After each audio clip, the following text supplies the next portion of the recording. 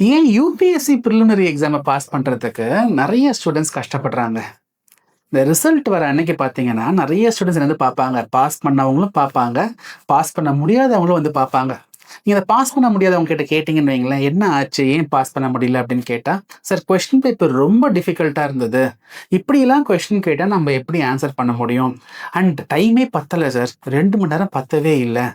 சரி, அவங்ககிட்ட நீங்க எத்தன கொஸ்டின் அட்டெண்ட் பண்ணீங்க அப்படின்னு நான் கேட்டேன்னா, சார் 65 கொஸ்டின் அட்டெண்ட் பண்ணினேன். 70 கொஸ்டின் அட்டெண்ட் பண்ணினேன். எனக்கு அதிகமா அட்டெண்ட் பண்ண பயமா இருந்துச்சு. சரிப்பா, நீங்க டெஸ்ட் எல்லாம் எழுதுனீங்களா அப்படின்னு கேட்டா, சார் நான் மார்க் டெஸ்ட்லாம் நான் எழுதினேன். சின்சியரா படிச்சீங்களான்னு கேட்டா, சின்சியரா தான் படிச்சேன் அப்படின்னு தான் சொல்லுவாங்க. சரி, இப்படிலாம் படிச்சிருந்தும் ஏன் உங்களால யுபிஎஸ்சி பிரிலிமினரி எக்ஸாம பாஸ் பண்ண முடியல? இந்த வீடியோல நீங்க என்ன தப்பு பண்றீங்க அப்படிங்கிறத நான் டீடைல்டா உங்களுக்கு எக்ஸ்பிளைன் பண்றேன். இந்த நியூ இயர் ரெசல்யூஷன் எடுப்போம். இந்த மிஸ்டேக்ஸ நம்ம பிரிலிம்ஸ் 2026ல பண்ணக்கூடாது. என்ன ஆனாலும் சரி, இந்த வாட்டி நம்ம பிரிலிம்ஸ் எக்ஸாம கண்டிப்பா பாஸ் பண்றோம். பிரிலிம்ஸ் மட்டும் இல்ல, மெயின்ஸ், இன்டர்வியூலாம் பாஸ் பண்ணி கண்டிப்பா சர்வீஸ் வாங்குறோம். ஆனா அதுக்கு ஃபர்ஸ்ட்டு நம்ம பிரிலிம்ஸ் பாஸ் பண்ணணும். பிரிலிம்ஸ் பாஸ் பண்ணினா தான் நம்ம மெயின்ஸ் எழுத முடியும்.